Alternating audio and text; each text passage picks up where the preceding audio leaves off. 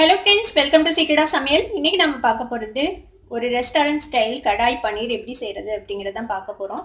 இந்த கடாய் பன்னீர் வந்துட்டு ரோட்டி, சப்பாத்தி, நான் இதுக்கெல்லாம் ஒரு சூப்பரான காம்பினேஷனாக இருக்கும். சரி வாங்க, இந்த டேஸ்டியான கடாய் பன்னீர் எப்படி செய்யலாம் அப்படின்னு பார்க்கலாம்.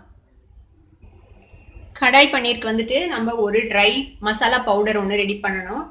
இப்போ அதுக்காக நான் வானலி வச்சுருக்கேன், இன்னும் அடுப்பு பற்ற வைக்கல. இப்போ ஃபஸ்ட்டு நம்ம என்னென்ன தேவை அப்படின்னு பார்த்துக்கலாம். இதுக்கு வந்துட்டு 1 டீஸ்பூன் அளவுக்கு மல்லி விதை, 1/2 டீஸ்பூன் அளவுக்கு சோம்பு, 2 ஏலக்காய், 1/2 டீஸ்பூன் சீரகம், வரமிளகாய் நான் 2 வரமிளகாய் எடுத்திருக்கேன். இது போக நம்ம காஷ்மீர் சில்லி பவுடரும் போடுவோம். உங்கள் காரத்துக்கு தேவையான அளவுக்கு எடுத்துக்கோங்க வரமிளகாய். நான் கொஞ்சம் காரம் கம்மியாக தான் வச்சுருக்கேன் இன்னைக்கு. ஒரு 1/4 டீஸ்பூன் அளவுக்கு மிளகு, ஒரு துண்டு பட்டை. இப்போ இதை இந்த வடச்சட்டியில் போட்டுடலாம். இதை ட்ரை ரோஸ்ட் பண்ணி இதை பவுடர் பண்ணிக்க போகிறோம். இதுதான் இந்த கடாய் பன்னீரோட ஸ்பெஷல் பவுடர். இது வந்து நல்லா மணம் வர அளவுக்கு இதை வறுத்து எடுத்துக்கோங்க. வறுத்துட்டு ஆறுனதுக்கப்புறம் இதை பவுடர் பண்ணிக்கலாம். பாருங்க, வறுப்பட்டுருச்சு. நான் அடுப்பு ஆஃப் பண்ணிட்டேன். இந்த கடாயோட ஹீட்லேயே நல்லா வறுப்பட்டுரும். இது ஆறுனதுக்கப்புறம் இதை ஒரு பவுடர் பண்ணி எடுத்துக்கலாம். நான் ஒரு 4 தக்காளியை வந்துட்டு வேக வச்சு வச்சுருக்கேன். இதை வந்து நம்ம பியூரி பண்ணிக்க போகிறோம். பெரிய தக்காளி இருந்தால் நீங்கள் 2 போடுங்க. நான் சின்ன சின்ன தக்காளியாக இருக்கிறதுனால 4 தக்காளி போட்டிருக்கேன். இந்த தோலை உளிச்சிட்டு நம்ம இதை அரைச்சி எடுத்துக்கலாம். கடாயில் வந்துட்டு ஒரு டேபிள் ஸ்பூன் அளவுக்கு பட்டர் போட்டிருக்கேன். இந்த பட்டர் கொஞ்சம் மெல்ட் ஆகட்டும். இதில் வந்துட்டு நான் கொஞ்சமாக குடமிளகாய், ஒரு குடமிளகாய் இந்த மாதிரி டைசஸை வெட்டி வச்சுருக்கேன். கொஞ்சம் வெங்காயமும் டைசஸை வெட்டி வச்சுருக்கேன். இதை லைட்டாக வதக்கி நம்ம வெளியில் எடுத்துகிட்டு போகிறோம். இந்த கடைசியாக பன்னீர் போடும்போது போடலாம். இதை போட்டுடலாம். இந்த வெண்ணெயில்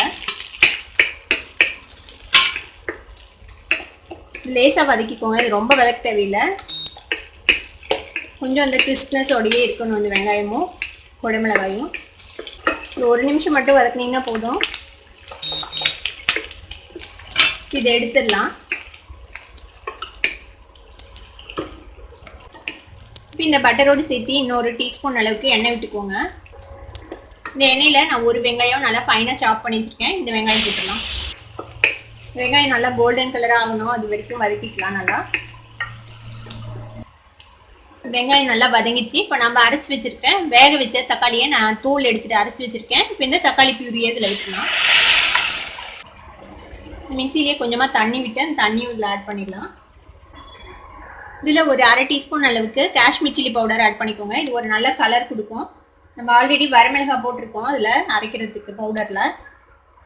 இப்போ இது கொஞ்ச நேரம் நல்லா வதங்கட்டும். நல்லா வதங்கி கொஞ்சம் எண்ணெய் பிரியட்டும். அதுக்கப்புறம் நம்ம வித்ததெல்லாம் போடலாம்.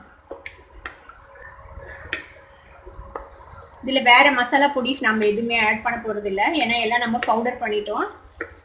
இந்த ஐட்டத்தோட ஸ்பெஷாலிட்டியே அந்த பவுடர் பண்ணின மசாலா தான். அதுதான் உங்களுக்கு ஃப்ளேவர் கொடுக்கும். இப்போ இந்த கிரேவிக்கு தேவையான அளவுக்கு உப்பு சேர்த்திக்கலாம். இப்போ பாருங்க, தக்காளி நல்லா வதங்கிடுச்சு, எண்ணெய் பிரிஞ்சிச்சு. பாருங்க, நம்ம விட்ட எண்ணெய் பட்டர் இதெல்லாமே பிரிஞ்சிடுச்சுப்போம். இப்போ இதில் ஒரு 200 கிராம்ஸ் அளவுக்கு பன்னீர் நான் சாப் பண்ணி வச்சுருக்கேன். க்யூப்ஸாக வெட்டி வச்சுருக்கேன். இந்த பன்னீர் ஆட் பண்ணிடலாம். அதில்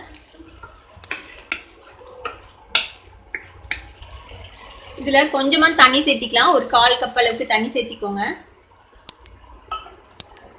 இது வந்து ரொம்ப கிரேவியாக இருக்காது, உங்களுக்கு ஒரு செமி கிரேவி மாதிரி தான் இருக்கும் இது. இப்போ இதை மூடி போட்டு ஒரு 3 நிமிஷம் இந்த பன்னீர் வேக விடலாம். இந்த மசாலாஸ் எல்லாம் கொஞ்சம் இந்த பன்னீருக்குள்ளே இறங்கும். அதுக்காக இப்போ ஒரு 3 நிமிஷம் ஆச்சு. நம்ம பன்னீர் போட்டு ஓப்பன் பண்ணி பார்ப்போம்.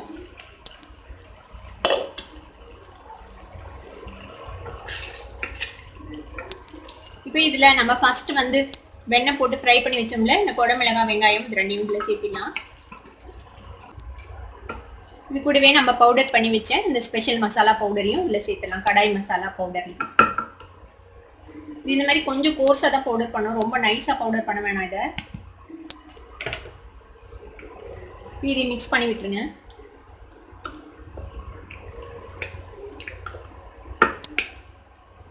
இந்த பன்னீர் ரொம்ப சாஃப்டாக இருக்குது, அதனால கொஞ்சம் உடையுது.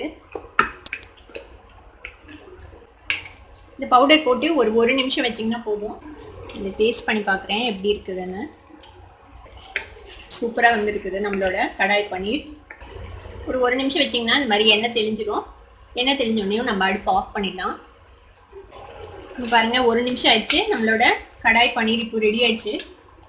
இப்போ அடுப்பு ஆஃப் பண்ணிடலாம். இப்போ இதுக்கு மேலே கொத்தமல்லி தழை தூவிடுங்க.